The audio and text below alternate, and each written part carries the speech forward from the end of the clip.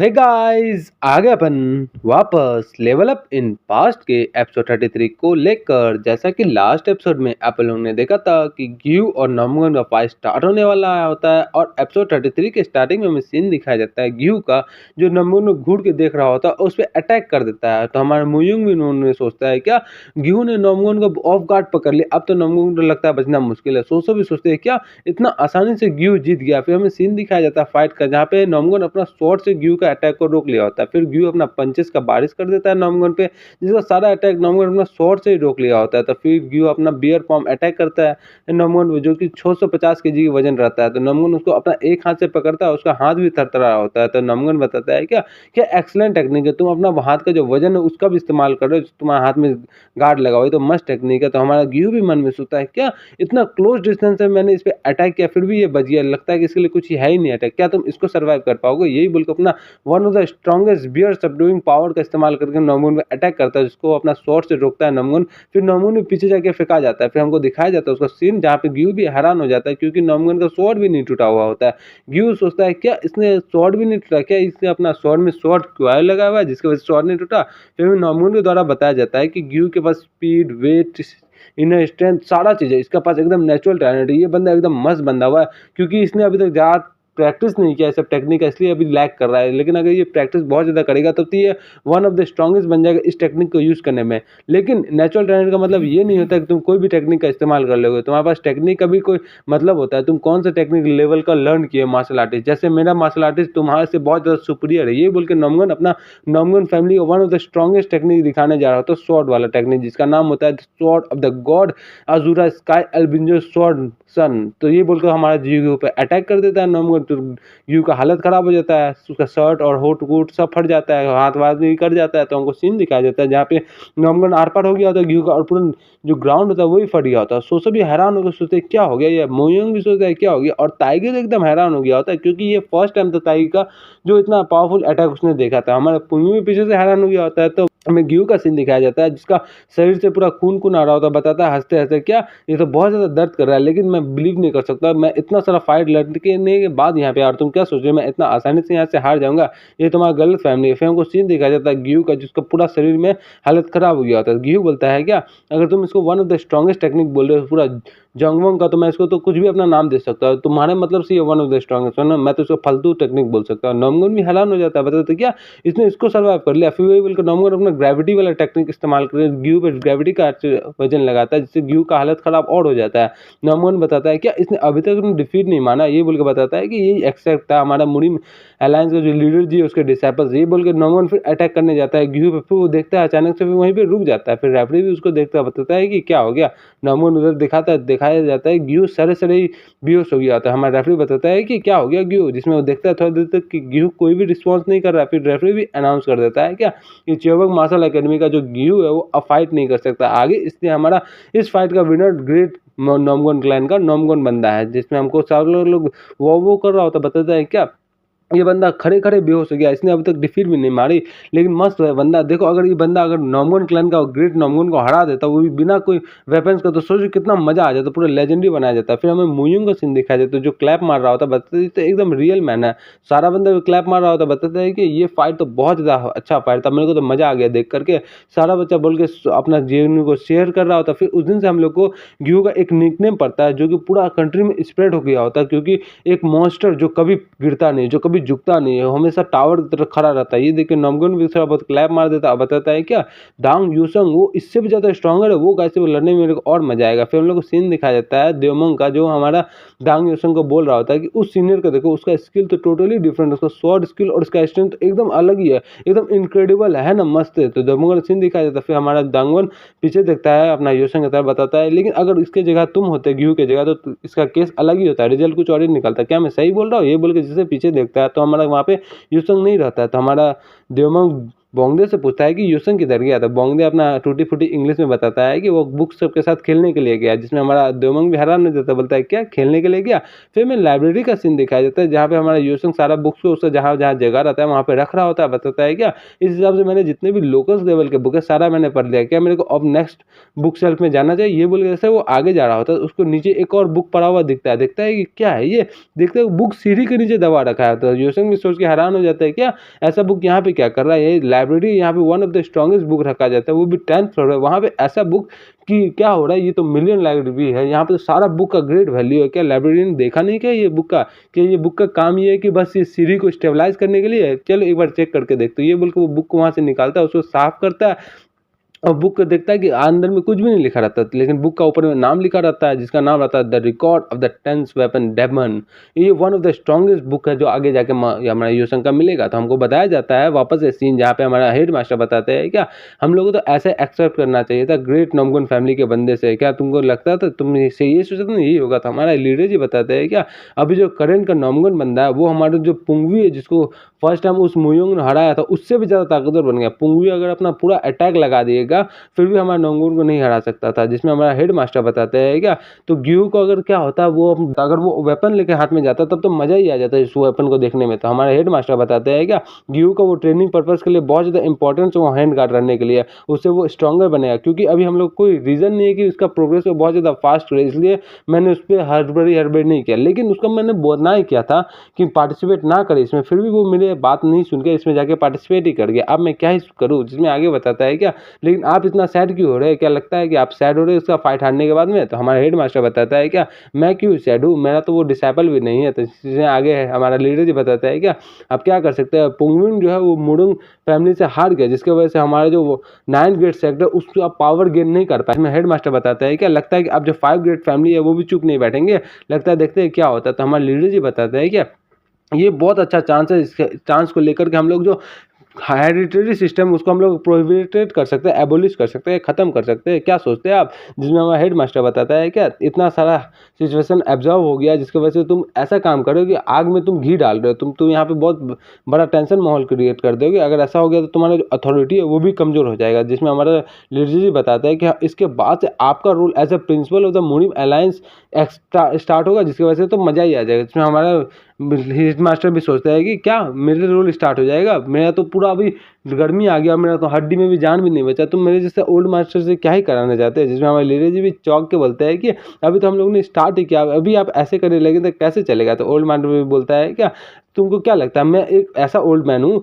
जो कि इतना सारा बंदे के खिलाफ, वो भी पावरफुल बंदे के खिलाफ जो कि पूरी मुनीम अलायंस के फाउंडेशन को हिला सकते हो, उसके खिलाफ मैं जमा हो सकता हूँ? क्या लगता है तुमको? तो हमारे लीडर जी बताते हैं क्या बस आप मेरे साथ खड़ा रहिए, मैं जब तक पूरी मुनीम अलायंस को अंदर से रिफॉर्म ना कर दूँ तब तक आप मेरे से खड़ा रहिए। थोड़ा हेड मास्टर उसको देखता है और सोचता है क्या मुनीम अलायंस का रिफॉर्मेशन इस प्रोसेस में क्या होता है, जो उसका ब्रांच ऐसा है जो कि खराब हो गया, जो कि बहुत बेकार हो गया, जो कि अपना काम ठीक से नहीं करता, उसको हटा देना है यहाँ से, उसको खत्म कर देना है, या तो मार देना है, या तो कहीं से जेल में डाल देना है। ऐसा कुछ जब हमारा हेड मास्टर एज ए मुनीम अलायंस के लीडर थे तब वो भी ऐसा कुछ सोचे थे, लेकिन वो ऐसा कुछ इम्प्लीमेंट नहीं कर पाए क्योंकि उसके पास उतना पावर ही नहीं था उस टाइम के लिए, था पावर लेकिन उसके पास उतना कॉन्फिडेंस ही नहीं था कि उस चीज़ कर पाए। लेकिन जैसे वो अपना सारा सामान अपना डिसेबल की तरफ छोड़ के गए, लेकिन उसके बाद जब वो वापस आए बहुत टाइम के बाद तब देखे कि उसका डिसेबल ऑलरेडी जिससे वो प्लानिंग कर रहा था ऑलरेडी उस पर चाकू मारने का रेडी था, हमारा डिसेबल पूरा अटैक करने के लिए रेडी हो गया था। पुराने जितने भी खराब हो चुके हैं मुनीम अलायंस, जितने भी ब्रांचेस, जितने भी घूसखोरी, जितने भी बंदे, सबको खत्म करने रेडी हो चुका था। तो यहाँ पे हम लोग अब कुछ भी नहीं कर सकते, ये ऐसा सिचुएशन हो गया कि जिसके बाद एक बार तुम अगर अटैक कर दिए तो वापस से तुम पीछे नहीं जा सकते, इसका कोई इंटेंशन भी नहीं है हमारे डिसेबल का कि वापस से पीछे जाने का। ये बोल के लगता है कि अब मेरे को भी अपना पावर दिखाना पड़ेगा, as a master of my disable मेरे को अपना डिसेबल के साथ रहना पड़ेगा, क्योंकि यहाँ पे एकदम new sword versus ancient sword हो गया। न्यू स्वॉर्ड हमारा हेड लीडर जी का है और एंशिएंट स्वॉर्ड हमारा 9 ग्रेट क्लैन और 9 ग्रेट फैमिली का है। तो हमारा बताया जाता है आगे हमारे हेड मास्टर के द्वारा कि अगर इतना सारा सिचुएशन में काम करने का अगर एकमात्र जरिया पेशेंस है तो हम लोग पेशेंस ही करेंगे। तो हम मास्टर तुम्हारे साथ खड़ा है, तो अपना जो काम करना है वो करो, क्योंकि तुम्हारा मास्टर ने तुमको ये ड्यूटी दिया है, तो तुम्हारा मास्टर तुम्हारे साथ खड़ा ही है, तो तुमको जो चाहिए वो करो। क्योंकि मुनीम यूनिवर्सिटी में वुड अलायंस के ग्रेटेस्ट जीनियस आते हैं और उसका at the end Elder council result होता है। तो हम लोग इस सिचुएशन को चेंज करना पड़ेगा। और उससे अलावा इस जनरेशन में 5 डीमंस बॉडी कॉन्स्टिट्यूशन भी आने वाली, ये हमारा प्रोफेंसी था। तो लगता है मुनीम यूनिवर्सिटी में बहुत सारी चीज़ होने वाला है, लगता है कि वॉर का स्टार्टिंग होने वाला, स्टार्ट ही हो गया। ये बोल के थोड़ा दोनों सीरियस हो जाते हैं दोनों बोल के। तो हमारा फिर हेड मास्टर बताता है क्या बहुत टाइम से उस बंदे को नहीं देखा, क्या उस बंदे यहाँ पे आए नहीं टूर्नामेंट में देखने के लिए। तो लीडर जी सोचते हैं, बताते हैं क्या आप हमारे दांग यूसेंग के बारे में बात कर रहे हैं, मैंने तो उसको देखा ही नहीं, मैं तो उससे बात भी नहीं किया था, क्या कोई दिक्कत है, कुछ बताना है आपको। जिसमें हमारा बताता है क्यों,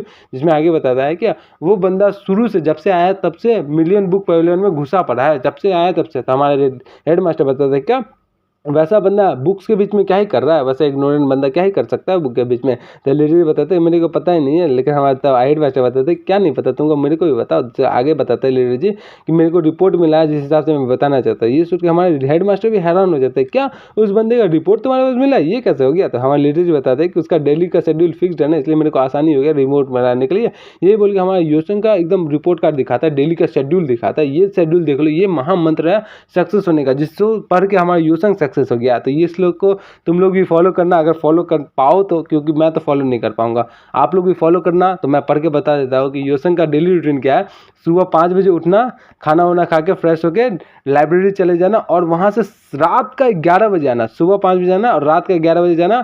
सप्ताह में एक बार तीर अंदाज करने के लिए जाना, सप्ताह में एक बार पील बनाने के लिए जाना, सप्ताह में एक बार बॉटल में जाना ताकि एक्सचेंज कर सके। और सप्ताह में जब भी बुक पढ़े हमेशा डक वक करके पढ़ना चाहिए, हमेशा हाथ में गोल्ड का ब्रेकलेस है वो सब लगा के पढ़ना चाहिए। इतना सारा मेहनत कर रहा है। तो हमारे हेड मास्टर भी देख के हैरान हो जाते, बताते ये क्या है। तो हमारे लीडर जी बताते हैं कि एग्जैक्टली ये चीज़ जो आप देख रहे हो वो ये सब कर रहा है। तो हमारे हेड मास्टर बताते हैं क्या ये मतलब वो मिलियन बुक पवेलियन में सुबह 5 बजे जाता है और रात को 11 बजे आता है, ये क्या मतलब हुआ। अपने दिन का तो 24 का तो 18 घंटा तो लाइब्रेरी में दे रहा है, उसके अलावा और क्या क्या है। तो हमारा बताता है कि वहाँ क्या करता है। तो लीडर जी बताते हैं कि वहाँ बस आजकल बहुत बुक पढ़ रहा है, बहुत ज़्यादा ही बुक पढ़ रहा है, लगता है कि पूरा मिलियन बुक पवेलियन को खत्म करने का उठान लिया। तो लीडर जी भी उसको देखता है, बताता है क्या लगता है इस हिसाब से क्या योसन को देख के कि उसको पता चला है कि मिलियन बुक पवेलियन में कुछ सीक्रेट घुसा पड़ा है। लेकिन क्या सीक्रेट घुसा पड़ा है ये बोल के हमारा head master million book pavilion की तरफ देख रहे होते हैं। फिर बताते हैं क्या शायद ऐसा कोई सीक्रेट जो हम लोग नहीं ढूंढ पाया। वैसे भी तो सारा बुक में उसका इनसाइड में कुछ ना कुछ तो सीक्रेट रहता है, अब देखो कैसा सीक्रेट उसको मिल जाए। तो हमको वापस सीन दिखाया जाता है लाइब्रेरी के अंदर, जहाँ पे हमको वही बुक हमारे योसन अपना लाइब्रेरियन को दिखा रहा होता है, जहाँ पे हमारे टकलू मास्टर बताते हैं क्या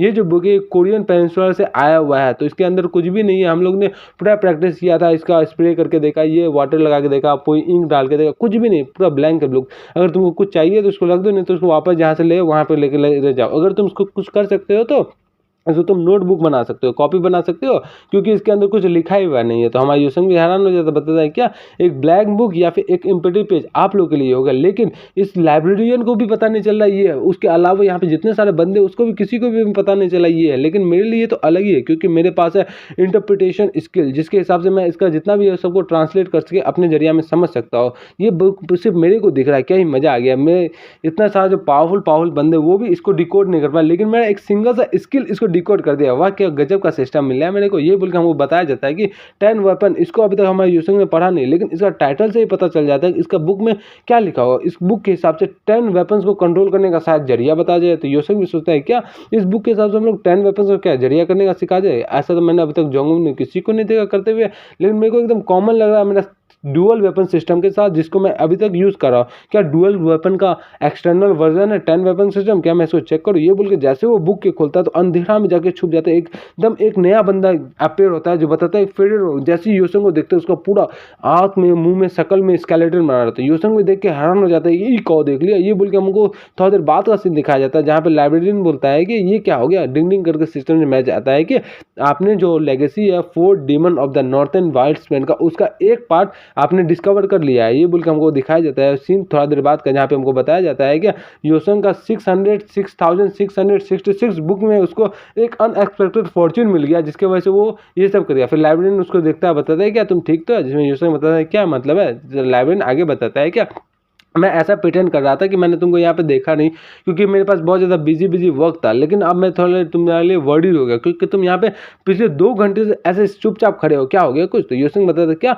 मेरे को लगा ही था अचानक से मैं अंदर कैसे चला गया था। ठीक है, मैं इस बुक के अंदर चला गया था, मैं इस बुक के मेंटली अंदर चला गया, इसलिए इतना टाइम पास हो गया मेरे को पता ही नहीं चला। ये हमारे लाइब्रेरियन को बता रहा होता, बताता है क्या मैं इस बुक के लेके जा रहा हूँ, आप मेरे खाते में चढ़ा दीजिएगा, मैं वापस ला के दे दूँगा। लाइब्रेरियन बताता है ठीक है। आगे बताता है कि क्या इसने कुछ बुक में पढ़ लिया। ये बोल के हमारे योसन योसेंग उस बुक के ले जाता है, बताता है क्या योसेंग के द्वारा कि योसेंग इस लाइब्रेरी में टोटल थाउजेंड्स ऑफ बुक से भी ज़्यादा बुक्स पढ़ा उसमें हमारा यिंग यांग ब्रीथिंग टेक्निक को खोजने के लिए, लेकिन अभी तक तो उसको ये टेक्निक नहीं मिला। लेकिन उसके अलावा इसने बहुत सारा चीज़ सीखा, बुक से रीडिंग सीखा, लर्निंग सीखा। जाहिर सी बात है उसको सारी चीज़ याद नहीं है, लेकिन अब बहुत सारी चीज़ उसको याद भी है। इस बुक के हिसाब से उसने फॉरेन का सारा लैंग्वेज सारा सब चीज़ सीखने का ट्राई किया। उसका जितना भी टेक्निक है, मार्शल आर्ट टेक्निक है, सब चीज़ आइडियोलॉजी जो भी है सब चीज़ सीखने का कोशिश किया। जितना भी आइडियोलॉजी वहाँ का है वहाँ से चेंज करके मैच करने का कोशिश किया। जितना भी अंदर में टेक्निक है सबको परफॉर्म किया, क्योंकि उसका जो मेंटल लेवल है वो बहुत ज़्यादा डेवलप्ड हो गया, जिसकी वजह से वो बुक के अंदर में जाके जो भी एक्सपीरियंस हो रहा है वो बुक के अंदर ही एक्सपीरियंस कर सकता है, जिसकी वजह से उसका ट्रेनिंग भी हो रहा था और मेंटल स्ट्रेन भी हो रहा था और बुक भी पढ़ रहा था और उसका बाहर में फिजिकल ट्रेनिंग भी हो रहा था। इतना सारा काम एक साथ हो रहा था। तो हमको बताया जाता है योसेंग कि इससे पहले वो जितना भी ज़्यादा मार्शल आर्टिस्ट सीखा है, जितना भी बंदा से लड़ा है बुक के अंदर, सबको वो अपना डुअल मार्शल टेक्निक से हरा दिया। लेकिन क्योंकि उसको one of the strongest technique मिला डुअल मार्शल टेक्निक, जो कि सारा बुक में काम कर रहा था, उसकी मदद से वो सबको हरा सकता था। लेकिन अभी इसको देखने के बाद लग रहा है कि डुअल मार्शल टेक्निक का भी एक्सटर्नल वर्जन है, जिसको हम लोग 10 वेपन टेक्निक बोल सकते हैं। क्या ये सही बात है? क्या ऐसा हो सकता है? क्योंकि मेरे पास जो इंटरनल स्ट्रेंथ है वो उतना ज़्यादा है नहीं बाकी सब बंदे के साथ, क्योंकि हमारे योसेंग का बॉडी कमजोर है। लेकिन हमारा बताया जाता है कि योसेंग इसको आगे भी डेवलप कर सकता है, ये बोल के बताया जाता है, क्योंकि उसके पास च्योवंग जेट है जो कि अपना किसी भी वेपन में सेफ चेंज कर सकता है, जिसकी वजह से अगर योसेंग को सारा वेपन चलाना आ गया तो बड़ा ही मजा आ गया। क्या ऐसा कोई टेक्निक है? क्योंकि अभी जो योनचोंग है उसका जो स्किल है उसके हिसाब से योसेंग तो उसको हरा सकता है, लेकिन आगे जाके उसका स्किल और ज़्यादा स्ट्रांग बने, वो और ज़्यादा स्ट्रांग बन जाएगा तो शायद ही योसेंग उसको हरा पाएगा। और आगे जाके ग्यू भी बहुत ज़्यादा स्ट्रांग बनेगा लीडर जी का गाइडेंस में भी। क्या अब तभी योसेंग उसको हरा सकता है कि नहीं हरा सकता है? क्योंकि योसेंग से अभी तो जीत सकता है ना, तो उसको हराने के लिए क्या उसको फिर से प्रैक्टिस करना पड़ेगा। जैसे ही योसेंग उसको नया बुक मिला तो उसके लिए एक नया ही वर्ल्ड खुल गया, एकदम उसने ट्राई किया पूरा 100% देने का, जिसके बाद भी उसने इस बंदे को कभी नहीं हरा पाया। कितना भी ट्राई करे योसेंग हरा ही नहीं पाता अपना डुअल बुक टेक्निक से, डुअल वेपन टेक्निक से कभी भी हरा था, क्योंकि 10 बंदा उसको अलग अलग टेक्निक से लाया था। तब उसको हमारे योसेंग को डुअल वेपन टेक्निक का अलग अलग फीचर्स पता चला, उसको डेवलप करने का तरीका पता चला। इसी तरह से हमारा डुअल वेपन्स का और इस्तेमाल करना चला फिर। लेकिन उसको यहाँ पे 2 प्रॉब्लम मिला। पहला प्रॉब्लम ये था कि उसने अभी तक इसको मास्टर नहीं किया और अभी तक किसी ने मास्टर नहीं किया, क्योंकि ये टेक्निक भी इसमें इनकम्प्लीट दिया हुआ, क्योंकि इसका फर्स्ट फेज ही इसको मिला, बाकी फेज कहाँ मिला? नहीं मिला। और उसके अलावा ये प्रॉब्लम ये है क्या सही में इतना सारा वेपन एक साथ लेके प्रैक्टिकली या पॉसिबल भी है क्या? कुछ और तरीका है क्या? मेरे को किसी से पूछना पड़ेगा। ये अभी सस्पिशियस है, ये बोल के हमारे लाइब्रेरी से निकलता है, बताता है क्या मेरे को किसी से बात करना पड़ेगा, मेरे को किसी से पूछना पड़ेगा, मेरे को किसी न किसी चीज़ से पता करके इसको खत्म करना पड़ेगा, क्योंकि ये कंट्रोवर्शियल है। क्योंकि 10 वेपन एक साथ चलाने की मामूली बात नहीं है, बहुत हार्ड बात है। इसलिए मेरे को किसी चीज़ से गाइडेंस चाहिए। तो यही बोल के हमारा निकलता है, तो हमको बताया जाता है वो हमारा जिन्हो के पास आता है उसके गाइडेंस लेने के लिए। जिन्हो हमारा मैच देख रहा होता है, जो कि फाइनल स्टार्ट हो गया होता है, तो जिन्हो बताता है कि क्या हो गया, तो जिसमें योसेंग बताता है क्या कि मेरे को आपसे कुछ पूछना है, क्या मैं पूछ सकता हूँ? जिन्हो बताता है क्या तुम मेरे लिए अल्कोहल लेके आ, जिसमें योसेंग भी हैरान हो जाता है। तो बताता है क्या आपने बोला नहीं था कि आप अल्कोहल पीना छोड़ दिए? जिन्हो बताता है क्या मेरे को तुमको देखने के बार बार चिढ़ बढ़ता है, क्योंकि तुमने फर्स्ट डिवीजन ना जुट के 8 डिवीजन ज्वाइन कर लिया, वो भी मेरे को हरा करके। मेरे को अब तुमको देखने में इसलिए चिढ़ बढ़ता है, इसलिए मैंने तुमको बोला अल्कोहल लाया कि नहीं लाया। चलो कोई दिक्कत नहीं, तुम पूछो मेरे से क्या पूछने के लिए यहाँ पे आए हो? जिसमें योसेंग बताता है कि मैं आपसे डुअल वेपन आर्ट्स के बारे में पूछने के लिए आया, जिसको मैं इस्तेमाल करता हूँ। तो हमारे जिन्हों बताता है क्या मतलब तुम्हारा, तो जिसमें आगे योसेंग बताता है क्या डुअल मार्शल वेपन क्या सही में कोई वेपन मार्शल आर्टिस्ट है? क्योंकि अभी तक पूरा मुड़िम अलायंस या पूरी जहाँ भी बंदे हैं वहाँ पे किसी बंदे ने इस टेक्निक को अभी तक टोटली मास्टर नहीं कर पाया। तो हमारा योसेंग बताता है कि क्या मतलब है, तो आगे बताता है क्या सही में डुअल वेपन टेक्निक एक राइट टेक्निक है या गलत टेक्निक? फिर हमारा जिन्हो भी बोलता है कि इस टेक्निक को अगर पूरे जिन्हो में, पूरे इस मुड़ी मैलाज में कोई भी परफॉर्म नहीं कर पाया, कोई भी फुल्ली मास्टर नहीं कर पाया, इसका ये मतलब नहीं कि इस टेक्निक में फ्लो या इस टेक्निक गलत है। तुमको ये किसने कह दिया? तो हमें बोल के योसेंग बताता है कि तो फाइनल रिजल्ट क्या हो गया, जैसे यहाँ पे मुड़ी मैलाज के जितने बंदे होंगे मास्टर होंगे वो सब इस टेक्निक को परफॉर्म करने स्टार्ट किए होंगे। बहुत साल तक मेहनत करने के बाद एट द एंड उसको कुछ रिजल्ट नहीं मिला होगा, इसलिए उसने इस टेक्निक को छोड़ दिया। अगर मैं भी ऐसे ट्राई करूँ तो मेरा जितना साल है सब बर्बाद हो जाएगा। क्योंकि ये तो टेम्पररी सिचुएशन है कि तुम सारा टेक्निक को सीख लो, उसको इस्तेमाल कर लो जब जब ये आए। तो जिन्हों बताता है कि तुम ऐसा क्यों सोच रहे हो? तो हमारा योसेंग समझता नहीं, बताता क्या मतलब फिर से बताइए। तो जिन्हों आगे बताता है कि तुम अपने सोच के बारे में वापस, योसेंग फिर नहीं समझता। जिन्हों आगे से उसको बताता है क्या मैं इंटरव्यू के टाइम के बारे में तुमको बताता हूँ कि इंटरव्यू के टाइम में मैंने तुमको एक अलग पाथ दिखाया था जो कि फर्स्ट डिवीजन था, लेकिन तुम उसको ना छोड़ के सेकंड 8 डिवीजन में चूज करने के लिए मान गए, जो कि मेरे को 2 स्टेप पीछे करके ले जाने का, जिसमें तुम एकदम कामयाब हो गए। तो योसेंग बताता है मैं तो बड़ी मुश्किल से कामयाब हो पाया। तो जिनो बताते ये तो तुम्हारा आंसर है, तुम भी बड़ी मुश्किल से इसमें कामयाब हो सकते हो, क्योंकि तुम भी तो हो सकते हो ना। क्योंकि ऐसा नहीं है कि मान लो कि कोई कपड़ा किसी पे अट नहीं रहा, तो इसका मतलब ये है कि कपड़ा में फॉल्ट है। इसका मतलब ये है कि कपड़ा किसी को फिट नहीं आ रहा है। अगर वो कपड़ा तुम्हारे को फिट आ जाए तो क्या दिक्कत है तुमको, तुम कर सकते हो, तो पढ़ ही सकते हो। ये बोल के उसको मोटिवेट करता है, बताता है कि अगर कपड़ा सबको फिट आ जाए तो मतलब ही क्या है। और वैसे भी ये कपड़ा तुम्हारा फिट हो रहा है, ये बोल के उसका कपड़ा ठीक कर रहा हो। तो स्कूल यूनिफॉर्म पे हम लोग को सीन दिखाया जाता है जहाँ पे हमारा नॉमगन और एक लड़की लड़ रही होती है। नॉमगन का सीन दिखाया जाता है, जो हमारा मेन साइड का विनर हो गया होता है। तो हमको यहाँ से पता चलता है नॉमगन मुयोंग को हरा के यहाँ पे हमारा फाइनली आ गया। तो फाइनली में हमारा नॉमगन का लड़ाई गर्ल्स का जो विनर उसके साथ होने वाला होता है। नमगन बताता है कि तुम एक फ्रेशरमैन के तौर पे बहुत ज़्यादा कैपेबल हो, तुम अपना सारे सीनियर को हराने के बाद यहाँ पे आ गए। तो यहाँ पे उनको सोसो का सीन दिखाया जाता है। तो यहाँ से उनको पता चल जाता है कि सोसो गर्ल्स स्टाइल का विनर बन गई। तो सोसो बोलती है क्या तुमने जो अटैक गिहू पे किया था वही अटैक मेरे पे करो, ज़्यादा नौटंकी मत करो, इतना ज़्यादा मेरे से फाइट क्यों कर रहे हो। तो नमगन बताता है क्या क्या हो गया, तुम लोग क्या इतना ज़्यादा क्लोज हो, तुम चारों डेलिक्वेंट्स, तो मेरे को पता नहीं था। तो हमारा सोसो बताते हैं क्या तुम मेरे से ये क्यों पूछ रहे हो। तो हमारा नमगन बताता है कि मेरे अचानक से ये सोचा, ये बोल के हमारा सोचो का ठुड्डी पकड़ लेता है। तो अचानक सोचो भी हैरान हो जाते हैं। नमगन बताता है क्या क्या मैं तुमको अगर प्रपोज कर दूंगा, क्या तुमको खोजते हुए चारों डेलिकेट्स मेरे पीछे आएंगे, क्या ही हो सकता है। ये बोल के हमारा नमगन सोचो को देख रहा होता, बताता है क्या अब क्या होगा। सोचो बोलते थे क्या हो गया यहाँ पे। तो यहीं पे हमारा इस कहानी को ख़त्म करते हैं। तो इससे पहले जो हम लगातार 2 वीडियो डाल दिए थे सेम वाला वीडियो, वो इंटेंशनली डाले थे। इसका मतलब ये है क्योंकि आप लोग ज़्यादा कमेंट नहीं कर रहे थे, इसलिए हम लोग चेक करने के लिए डाले थे क्या वो सेम ही रियल बंदे हैं या फिर कोई बोट देख रहा है इस वीडियो को। और इसका मतलब ये है कि अगर इस वीडियो